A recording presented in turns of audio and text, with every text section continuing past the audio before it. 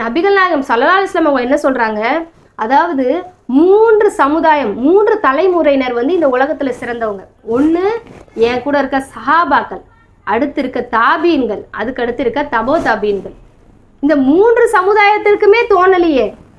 ஏன் அதுக்கு அடுத்து வந்த மதுஹபு தலைவர்களான அந்த 4 இமாம்களுக்கு கூட தோணலையே இல்லையா? இப்போ யாராவது சொல்ல முடியுமா, இல்லை எங்கள் மதுஹப்ல இப்படி இருக்கு, இல்லை எங்கள் மதுஹப்ல மீலாது நபி கொண்டாடினாங்க அப்படி சொல்ல முடியுமா?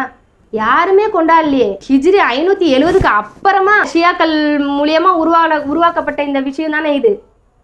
நம்ம ஊர்ல பயங்கரமா கொண்டாடிக்கிட்டு இருக்காங்க.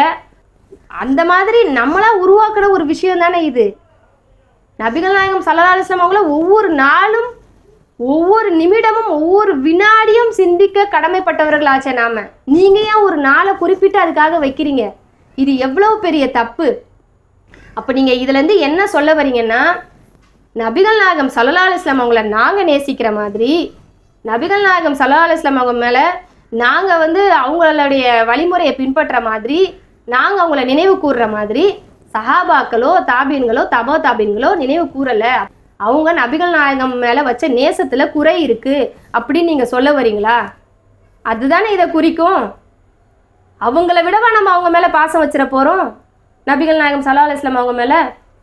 ஏன் அப்போ நம்ம வந்து இல்லாத விஷயத்த புதுமையா புகுத்தணும்?